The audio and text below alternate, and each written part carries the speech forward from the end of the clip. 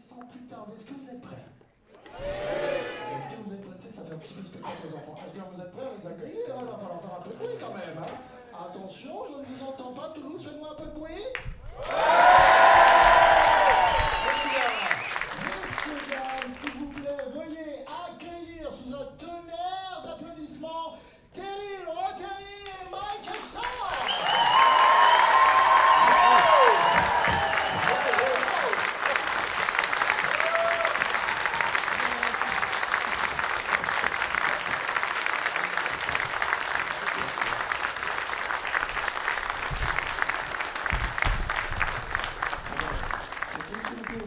Encore des applaudissements. Ça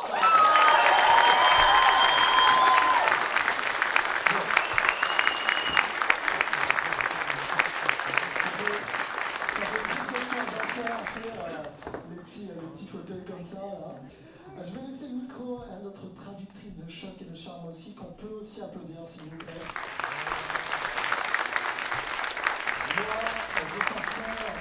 Je passerai dans le public pour passer aussi un micro, comme ça, pour que vous puissiez poser vos questions. Et ne vous inquiétez pas, à mon avis, vous allez avoir tout le temps nécessaire. C'est parti. Et bien tout d'abord, les remercier vraiment. Merci beaucoup d'être avec nous ici à Toulouse, en France. Ça me fait ultra plaisir de vous recevoir. Et j'ai l'impression que le public toulousain, il est à 2000, n'est-ce pas? Ouais. Thank you so much for being here with us. And apparently, Toulousians, all the best public, right? On that?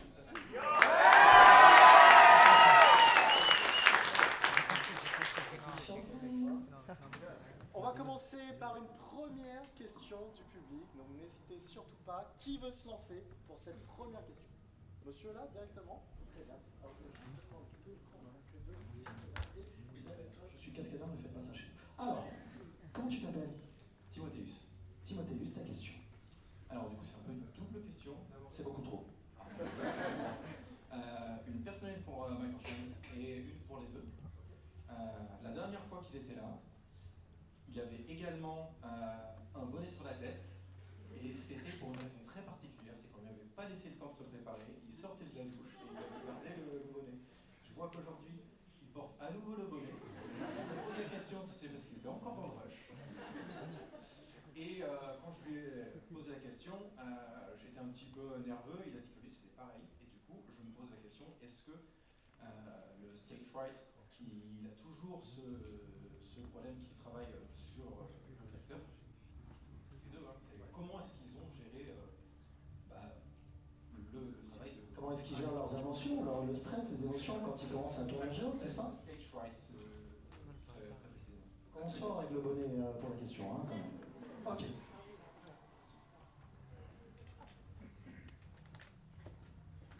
J'ai déjà traduit pendant que vous étiez en train de faire votre petite discussion. So you want to know about my hat? Yeah, last time Yeah. introduced. Yeah. Yeah, I had a beanie on. Yeah. That's because you weren't prepared. That you went out in the shower and they were like knocking on the door. Yeah. You gotta go. Yeah. Yes.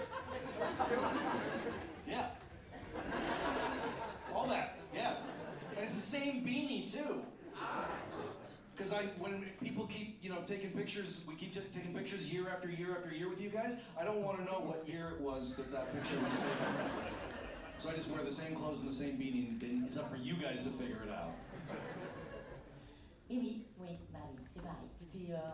C'est la même raison pour laquelle il porte le même bonnet en plus aujourd'hui. Il se rappelle même plus de l'année de laquelle on a pris la photo avec son bonnet. Peut-être que toi, oui, c'était quand? Je veux dire 2014-2015. 2014, 10 years. Same beanie? Yeah, same beanie. I've had this beanie since 2003. Ah oui. Yeah, it's my favorite one. 22 ans, 20. And I'm keeping it. Okay. 22 years going strong. Yep. Et I wash it. je lave quand même. Et du coup, voilà. Et puis, à vous de deviner pourquoi il porte encore le même aujourd'hui. Voilà. Oui. Alors, so... What do I do for stage fright? To manage your stress? What do I do to manage my stress? Yeah, stage fright. Stage fright. Well, I don't have stage fright anymore. I call it more of an adrenaline rush when you come on stage or you're on a new set that you haven't been on before. There's that adrenaline because you're thinking, oh, I really hope I don't screw up. But I'm very fortunate. I just love what I do, so I just stand there and do it. Stress is a whole other thing. Being a mother of a 16-year-old who's now going to learn how to drive. So there's a lot of stress, and I meditate a lot, believe it or not, and deep breathing. That's the only thing that gets me through. You know, I've learned my lesson years ago in my youth. I used to drink wine to make myself less stressful, but it just made me feel like shit. Merde. So I don't do that now. Now I meditate. Yeah. Your turn. Okay. Do you mind if I first translate? Oh yes, go ahead. Donc la question effectivement c'était comment ils font les deux pour gérer, alors dans un premier temps effectivement cette peur de stage fright, donc on pourrait dire ça, ouais, la peur sur scène, la peur devant la caméra, comme quand on prend la parole à l'école lors d'un exposé. Et elle nous dit que effectivement, mais avec les années, il y a des années de carrière. Au début, oui, comme tout le monde, mais en fait avec le temps, on apprend à vivre avec et du coup, elle ressent plus ça. Après, pour le stress, c'est autre chose. Pour le stress, c'est une maman.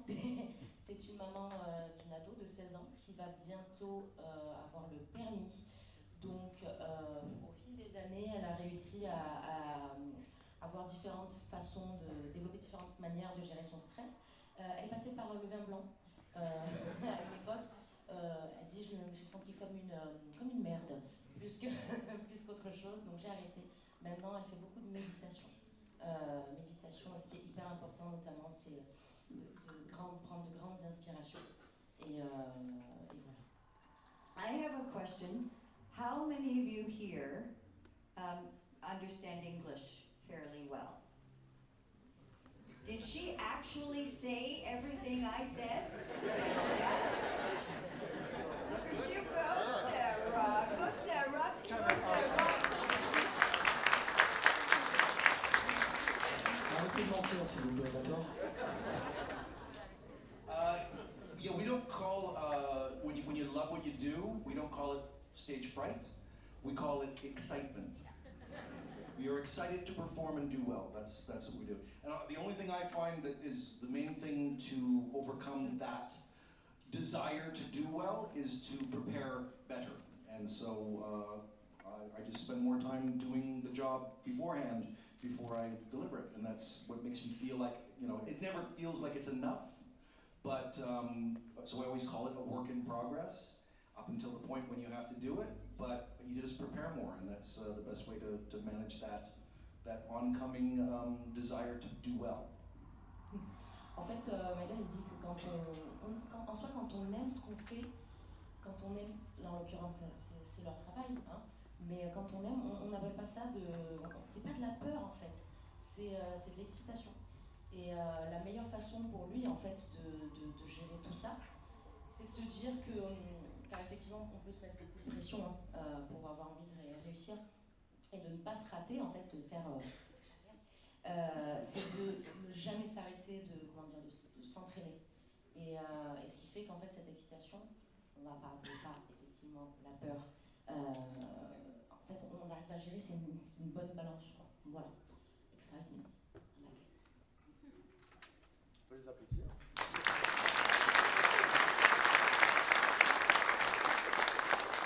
J'ai une question pour Terry. Je voulais savoir, quand elle a appris que son personnage allait disparaître de la série, est-ce que c'était une décision personnelle ou est-ce que ça a été décidé par les scénaristes? Comment ça s'est passé en fait? Quelle a été sa sensation, son impression justement sur le décès de son personnage? This one is for you. So, when your character left the show, was it a personal decision that came from you, or was it c'était, pardon, tu l'as dit or was it actually the showrunner's decision? And how did you feel when you learned that you were going to die? How did I feel? Yeah. Did you know about it? Yes, I did, but it's interesting. I get people saying, "How did you feel?" And the immediate response as an actor is to say, "What do you mean? How do I feel? I feel like crap. Like why are you killing my character off?" As far as where did the decision come from, I honestly don't know. I can tell you that we would start filming in February. And the call came through from one of the producers, Robert Cooper, in January. And we were chatting, he had called. He said, "Listen, I want to ask you something. How would you feel if we killed you off?" And I said, just like I said to you, "What do you mean, how would I feel, Robert? I wouldn't feel very good about that. Why? What are you doing?" And he said, "Well, it's going to be the last season of Stargate. So we wanted to make sure, that we left them with something. We wanted to kill off a character that the fans were, fond of. We wanted to stir up some emotion for the last season." And I said, "Well, then why the hell don't you kill off Rick? They're going to be way more upset if they lose him. Why are you killing off the doctor?" So that's how I found out. And yes, of course I wasn't happy about it. But I will say that I thought it was a lovely send-off to kill off a character. What a beautiful send-off to have this woman die in the field, in performing on another person to help them survive, and then having the child named after her. So I thought the end result was beautiful, but the process was really poopy. I want you to say poopy. Donc, déjà pour répondre à la première partie de ta question, effectivement, on lui demande souvent ce qu'elle ressent face, des années après pourtant, à la disparition de son personnage. Elle se sent toujours comme pas de la merde, mais c'est bien sûr qu'elle n'était pas contente, enfin, elle était triste quoi, à cette annonce, en sachant que la décision ne vient pas d'elle et que donc le tournage devait commencer la dernière saison au mois de février. Elle a reçu un appel, was it Robert Cooper, right, who called you? Yeah. Donc par one of the showrunners, right? Not that bad. Et donc au mois de janvier, un mois avant le tournage, elle reçoit l'appel d'un des showrunners, Robert Cooper, qui lui dit: "Écoute, tu penserais quoi de si on tuait ton personnage?" Et elle dit: "Comment ça, je penserais quoi de si on tuait mon personnage?" I just took a southern accent. It's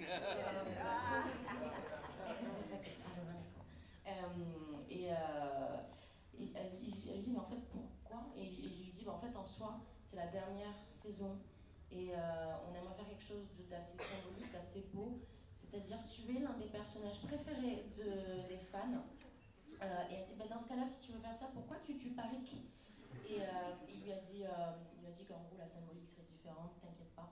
Donc au final, c'est passé ce qui s'est passé, mais elle, ce qu'elle ressent, elle trouve que ça a été vraiment un très bel hommage que de faire en sorte que le docteur meure en performant, en sauvant la vie, en faisant ce qu'elle aime le plus et en sauvant la vie d'une patiente.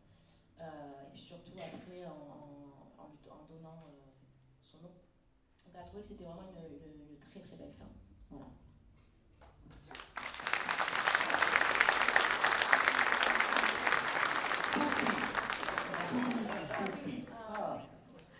C'était quand même mâché, le processus en fait, l'annonce, c'était très... Ouais, c'était du caca. C'est caca. Merde.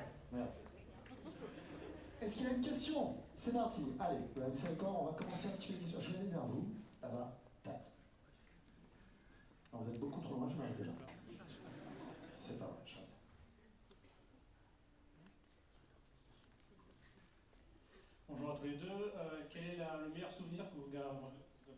des regrettés Keith Simon et Don S. Davis. What's the best memory that you keep from your former colleague?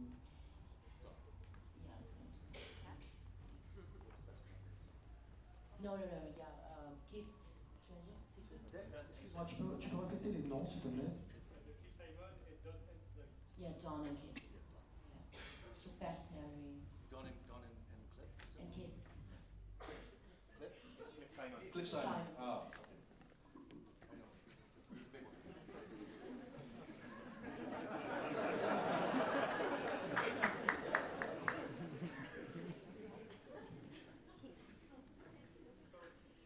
For the children in the audience, there probably may be some things that are inappropriate, but I'm going to say it anyway.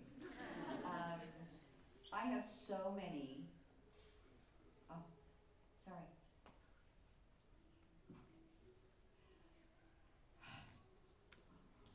I'm overtired. I have so many memories of Don. We were just chatting about so many of them earlier. And he was the most amazing, loving, funny human being. He was a wonderful actor. And as far as memories go, there's just not enough time to share all of the memories. But I'll tell you one that I know it's kind of weird, but it was one of the funnier moments. I'll tell you some of the funny ones.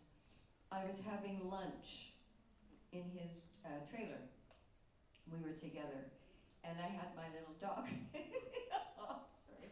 I had my little dog with me. She was a puppy, and he gave her some steak, you know, meat, right? People's food. And I was like, oh, that's not gonna go off. That's not gonna go well because it had fat in it. And so anyway, my little dog ate this, and then all of a sudden, how many of you have a dog? Combien d'entre You vous know, avez un chien? right? So you know how when the dog is like, that sound, and their whole body is doing this? So all of a sudden my dog's going, and she threw up, right? But it didn't come out like liquid. It came out in like a tube for some reason. And Don's like this, he's like, oh my God, honey, your dog just shit out of its mouth. And that was it. I lost it. I could not stop laughing. Because I've never seen anything like that. It just shit out of its mouth. So those are the type of memories. They were always humorous. They were always Donnie just speaking whatever came into his mind, and he would just say it. And he's really missed very much.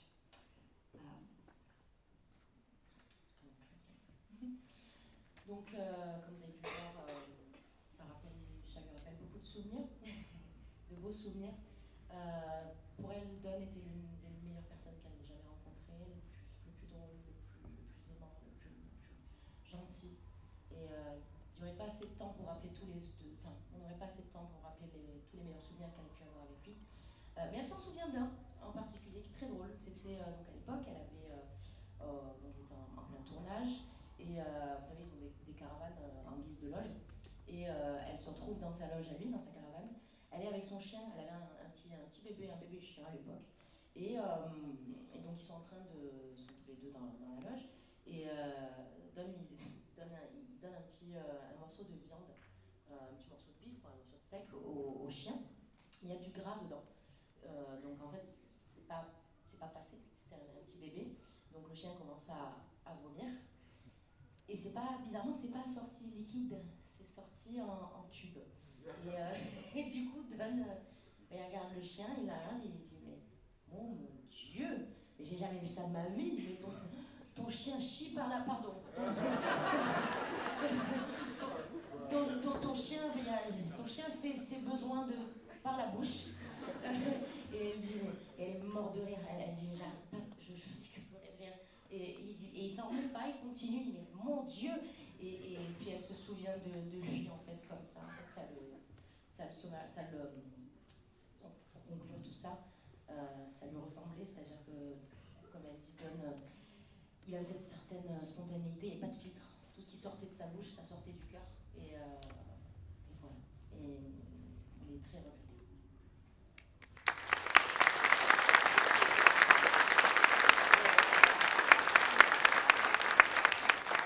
I'll just say one thing and then I'm passing it over. He also, I was telling this to Michael today, I forget where we were at a convention in another country. And very similar to the bathtubs here in Toulouse, very narrow. And so Don was in the bath and he got stuck because he kept saying, my chest is 52 inches. How am I supposed to get out of this?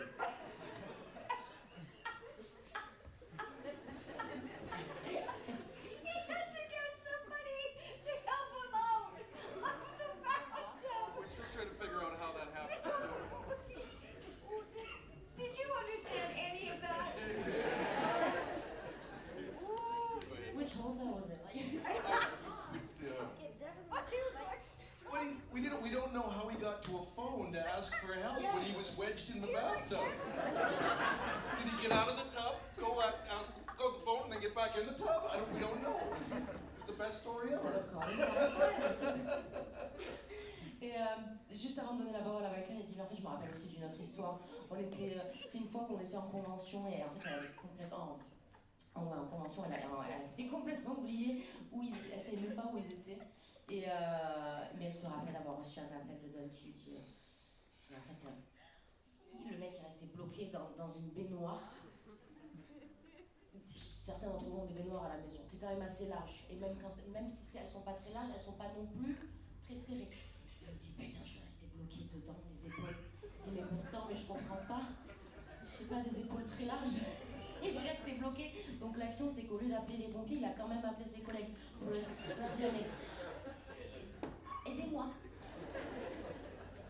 Do you know how long it took for him to get...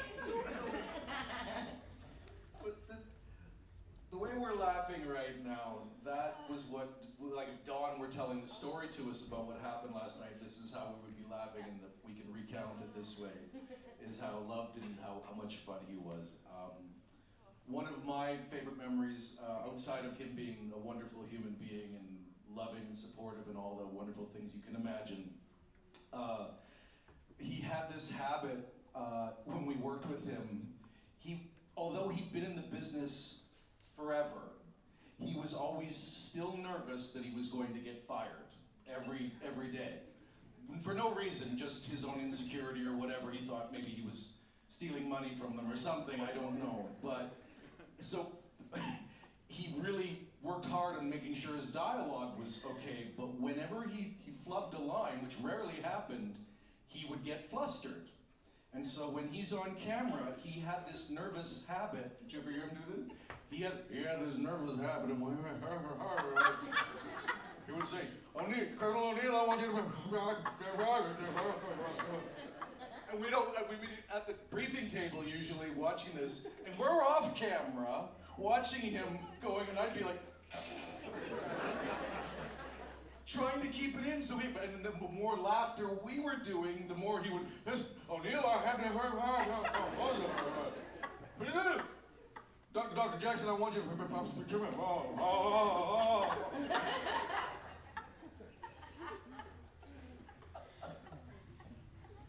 translate that.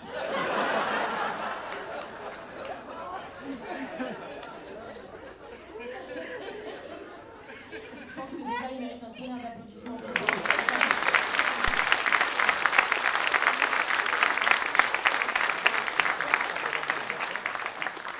Alors...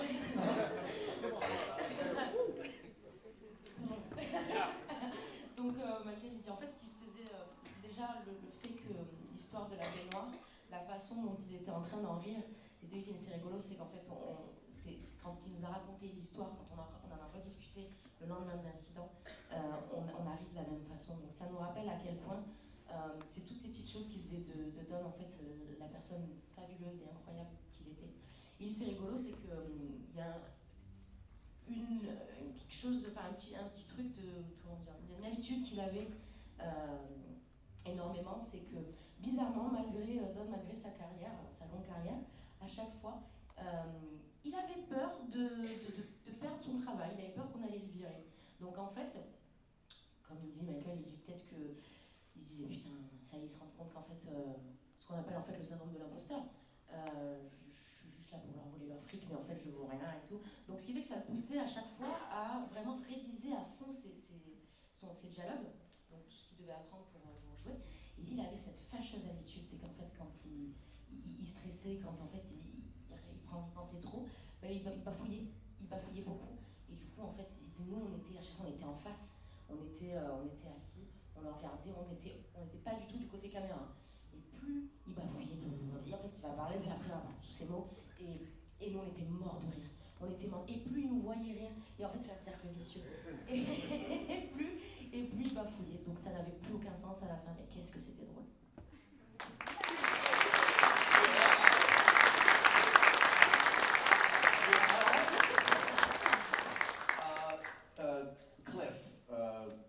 Cliff Simon. Did you know Cliff that well? Did you? Not a lot, but I would see him, I mean, on occasions at conventions, but I didn't spend a whole lot of time working with, yeah. Cliff, the one thing I can say about Cliff is he lived his life. Yes. Cliff, everything he did was big. Everything, and he did so many things. I'm not sure if you know his history, the fact that he was an Olympic swimmer, the fact that he was a dancer at the Moulin Rouge, everything, like this actor, you know, he's from South Africa and went through a ton of violence in South Africa, and died kiteboarding in Los Angeles. And I don't think, for Cliff, I think that was how he would have wanted it. Yeah. So everything, he really sucked the marrow out of life. So I'm sure that he has no regrets, and that's the best thing I can say about Cliff, is he lived.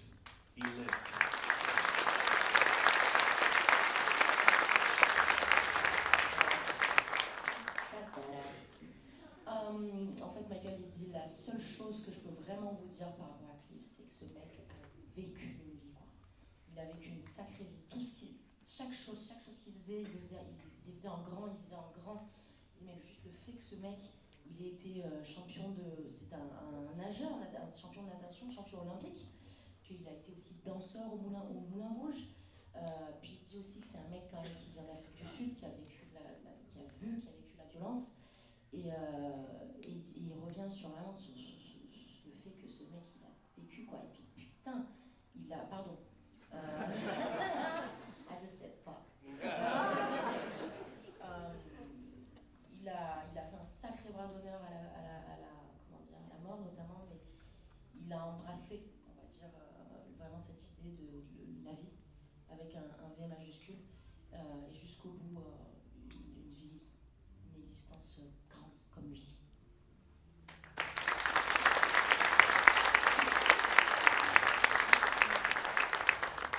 Alors, je vais venir vers toi, ne t'inquiète pas, je vais prendre une question juste là-bas. Hop. Tu avais une question pour la demoiselle, c'est ça?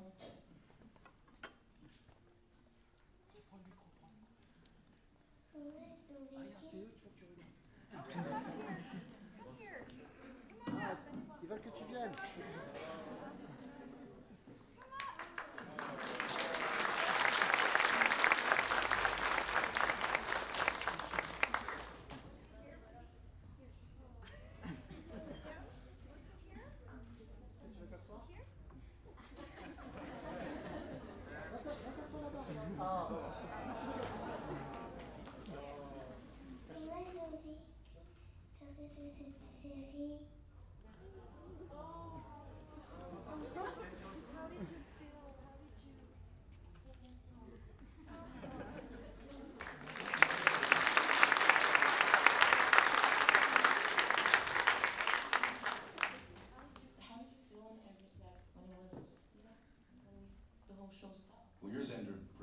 so.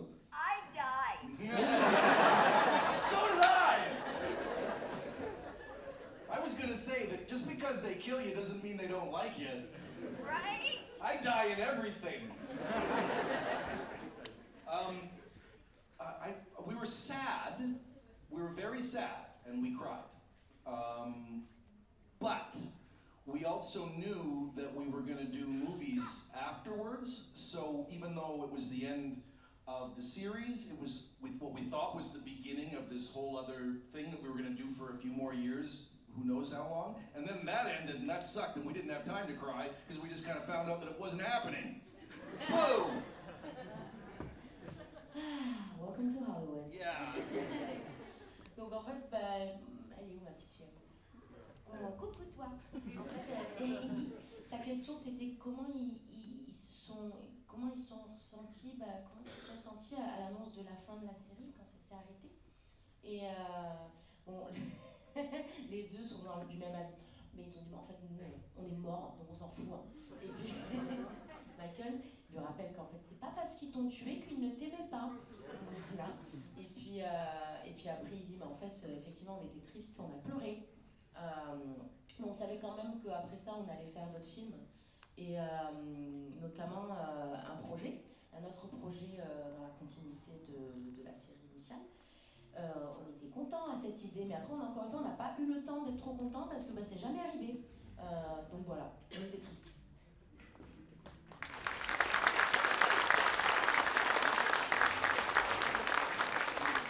Moi, j'avais une question justement pour les deux. Je voulais savoir ce qu'ils pensaient en fait des autres séries Stargate. Il y a eu justement après SG1. Donc Atlantis, c'était laquelle après? Univers, c'est ça. Stargate Univers, c'est Stargate Atlantis. Est-ce qu'ils ont regardé? Qu'est-ce qu'ils en ont pensé? Okay, it's for the both of you guys. So, I know that you must be aware of the prequels, like the other series that have been, created out of the original universe, Stargate Atlantis and universe. Have you guys watched any of those, or I don't know, did you? And if so, did you like it, or how did you feel about it? I haven't even watched our Stargate. Elle n'a même pas regardé son propre Stargate. I'm one of those actors who I don't watch my own work. I will watch it little pieces to make sure that I'm being true to the character, but I don't watch my stuff. Consequently, I did not watch like little bits of all the different follow-up versions. I would like take a look at them, but I didn't actually watch all of them. So I'm dead. I'm dead, fuck it.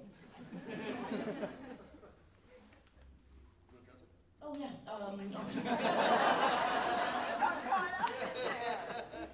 Donc en fait, il dit mais moi j'ai même pas regardé ma propre série dans laquelle j'ai joué. Elle dit je fais partie de ces acteurs et je pense que, j'imagine que vous doutez bien qu'il y a des acteurs, il y a deux types d'acteurs. On a eu cette discussion elle et moi hier d'ailleurs. Elle fait partie de ces acteurs, ceux en fait qui ne regardent pas ce dans quoi ils jouent, pour diverses raisons. Voilà. Et elle dit quand même que pour les autres séries, elle a regardé des petits bouts par-ci, par-là, mais de toute façon elle est morte, donc elle n'a pas réellement prêté attention, elle n'a pas réellement suivi. Voilà. I was on the other shows. So yeah, I watched them. Ben lui, en fait, il s'est retrouvé dans les autres séries, donc ouais, il a regardé. No, I wasn't in every episode. No, I did the pilot of both shows, and then I did an episode later on. Then I did like 2, 3 for Universe, and then I did 2 for Atlantis. As a doctor, what was your... That's Daniel Jackson. But what did you do? Why were you on those ships? I want to know. You want to know the stories? Yeah. Oh my God. You sure it's the right time? Okay, Tara. I'm just going to give her the episodes. She can watch them now. Donc, elle a demandé petite question très importante, je pense, qui prouve, c'est l'exemple parfait de la réponse dont je vous ai donnée juste avant, le fait qu'elle ne regarde rien en fait. Il dit mais attends, mais t'as joué dans les deux, t'as fait beaucoup d'épisodes, t'étais dans tous les épisodes. Il dit bah j'ai fait le pilote pour les deux et puis 2-3 pas pour chacun. Elle dit mais attends, mais t'étais quoi? T'étais docteur et tout. Il dit mais explique-moi. Et du coup bah, là il va lui raconter un des épisodes dans lesquels il a joué. I will say I had to watch the shows to get a sense of what they were doing on both. I know that Universe was very different, and I certainly knew it because Richard and I did a scene in Universe where we were doing our usual banter stuff, and they cut it all because it doesn't really fit with the tone of Universe because it was a much more serious show. So I think the Universe was very good, very different, obviously, tonally speaking, and that people can love it or hate it however they want to. I liked it because it was serious, but I also understood why people were taken aback that it felt more like Battlestar Galactica than it did Stargate. I enjoyed Atlantis and felt like it was a homecoming in itself because it was similarly toned and we felt interchangeable in that particular universe. I didn't feel like my character really fit in Universe the way it was constructed, so. Oh, but you felt like he felt better on this side, like. I just felt that it was more natural to put him into Atlantis than Universe. I think that even the writers struggled to put our characters into Universe because it was such a soap opera-y show by itself. Yeah. Ok.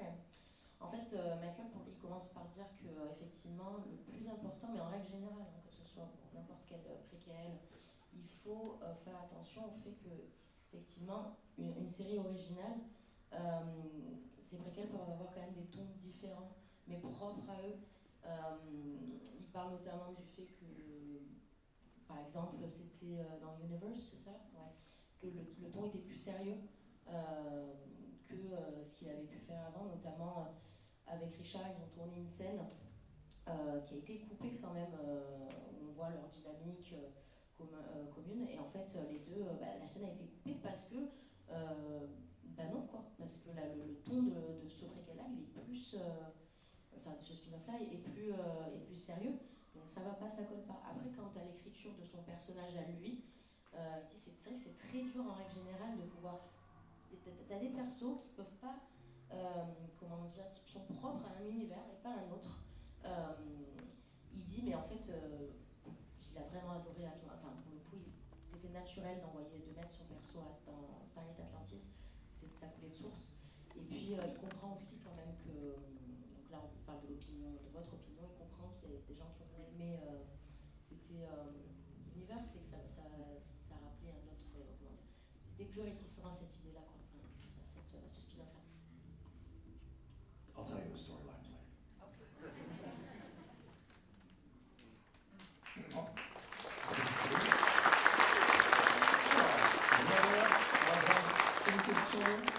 La question de la dame. Juste là, parce que depuis tout à l'heure, je te fais des petits bancs avec Twister un peu. Can I ask the question in English and you translate it? Is that fine? Okay.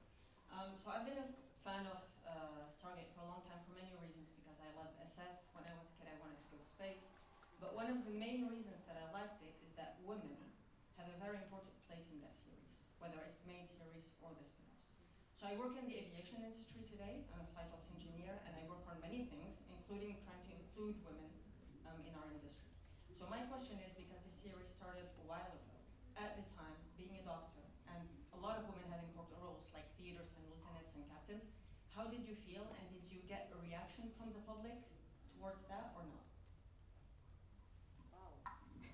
That's a fabulous question. What's that? Oh.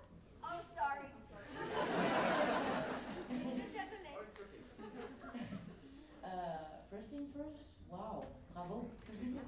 En fait, et tu t'as pas entendu la question encore, applaudis pas. Donc en fait, c'est hyper intéressant. Donc elle dit que donc elle travaille dans l'aviation, elle est ingénieure cette dame, et elle demande. Enfin, la question c'est effectivement dans l'univers Stargate, la place de la femme, elle est assez importante. On a des femmes docteurs, lieutenant. Donc c'est vraiment des rôles de big boss. Elle, dans son travail perso, elle est vachement engagée dans la cause, voilà, à quel point c'est vrai que l'ingénieur, il n'y a pas énormément non plus de femmes, cette idée. Bref, et elle leur demande en fait, est-ce que vous, à l'époque, vous aviez ressenti en fait potentiellement l'impact que ça pouvait avoir que de montrer à l'écran, surtout dans une série de science-fiction, des femmes avec du pouvoir, quoi. Et on y arrive. Anyway, congratulations on what you do. It's phenomenal.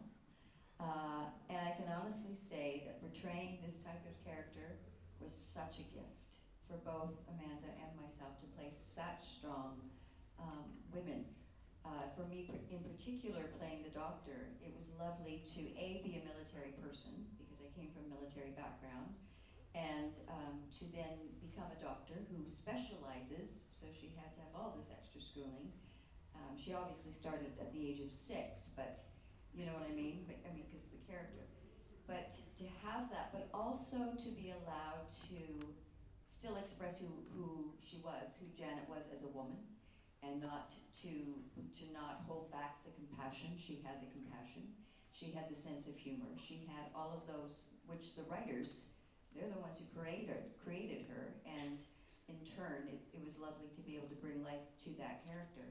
So it was a complete honor, and most importantly, for these, like I see all these beautiful young people in the audience, over the 20 some odd years it's been that we did this show, getting, oh, I got goosebumps, getting the fan mail from these young women who said, thank you. Thank you for being a role model. Thank you for showing us that we can still embrace our femininity, and we can still be who we are, and yet still maintain who we are with integrity and a voice and strength and intelligence and all of those things. So kudos to you for following your dream. And again, for me, just a huge thank you to all of those who followed and really looked up to those two characters, those two beautiful characters that I love both. So thank you for that question. That was wonderful.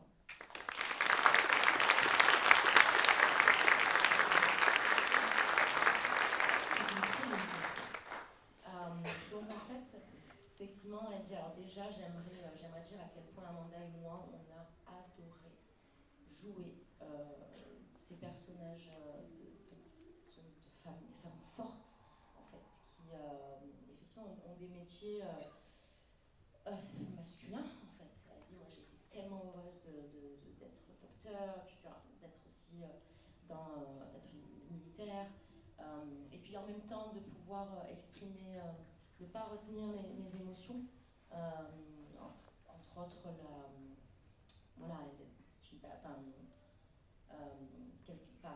elle a ce côté, cette générosité, voilà, c'est un personnage fort, mais aussi qui aime fortement et qui s'exprime fortement par les émotions. Et puis, elle dit effectivement, quand au niveau de l'impact, au fil des années, je pense l'une des choses qu'elle aime le plus, c'est de rencontrer, donc elle parle de vous, entre autres, de rencontrer des femmes, des jeunes femmes, tout aussi fortes, qui la remercient en fait d'avoir effectivement d'avoir joué ce personnage-là. Et ça, c'est la chose la plus belle en fait. Voilà.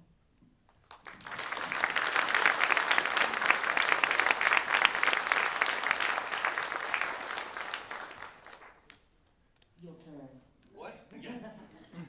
Speaking as a woman, I will say, just something to add to that. In 2005, I was given the great honor opportunity to go to NASA in Washington, D.C. and introduce in front of members of Congress and the media and all the people associated with the aeronautics industry, Eileen Collins, who was the first female shuttle commander and pilot of the space shuttle after the Columbia disaster. What I learned from that experience was, because I was so honored to be there, how many of the people at NASA were inspired by science fiction to seek jobs in exploring space. We were excited to be there because they were the real heroes, but they looked at us as the heroes that inspired them to become this. And so for all you young people out there who are thinking about, who are passionate about science fiction and have a hankering to explore it, there is an outlet out there for you, especially for young women, and the possibilities are endless. So I think that was for me, it was a great eye-opener and a wonderful beginning of an incredible, for my understanding of an incredible symbiotic relationship between what we do in fictionalizing heroism and the people that are inspired to do it in real life. So for women everywhere, I think it's a great opportunity, and the frontier is opening up. So. Thank you. Michael, il dit qu'en fait, il y a quelques années, was in 2007, right? 2005. Oh yeah, en 2005, donc ça commence à dater. You're getting younger. Il a eu la chance de visiter la NASA, en fait. Donc il y avait effectivement des personnes, pour lui c'est des héros, quoi. Il a rencontré des professionnels qui travaillaient, notamment Eileen Collins, who was The first female spatial commander of the mission and pilot. Oh wow, donc Eileen Collins, je ne sais pas si certains d'entre vous sont amateurs, c'est la première personne, first woman? First female commander. Wow. And pilot. So Okay. she was piloting and commanding the whole mission. Ok, elle a été, je découvre dans les cours d'histoire, la première femme pilote et commandante, en fait commandant à être partie dans l'espace, donc c'est incroyable. Et she was a fan of yours too, or? We didn't. You talked about In general, the swath of people from NASA. It would have been crazy if she said so. It would have been a little odd. She did invite me to the launch. I couldn't make it, but she knew who I was. Donc effectivement, ce qui est complètement, à chaque fois, ça leur semble fou, et c'est quelque chose que Richard Dean Anderson aussi dit souvent, c'est que effectivement, le fait de rencontrer ces gens qui sont au final les véritables héros, il s'est rendu compte très vite que beaucoup de personnes qui travaillent à la NASA, beaucoup de scientifiques en règle générale sont fans de science-fiction, ont grandi avec la science-fiction et notamment ont été inspirés par la sci-fi et par Stargate. Il dit, mais à chaque fois c'est incroyable quand j'entends ce genre de discours, parce que je me dis, mais en fait moi je joue, nous on est là pour vraiment, enfin on est des acteurs, et puis se dire qu'on inspire des personnes à faire d'aussi grandes choses, et notamment des femmes, c'est incroyable. Et comme il dit, pour vous, les jeunes femmes de ce monde, parce qu'il devient plus jeune de jour en jour, lui. I said you're getting younger. En fait, oui, enfin, il y a bravo déjà, et vous vivez dans un monde actuel de possibilités inimaginables pour être les meilleurs ingénieurs.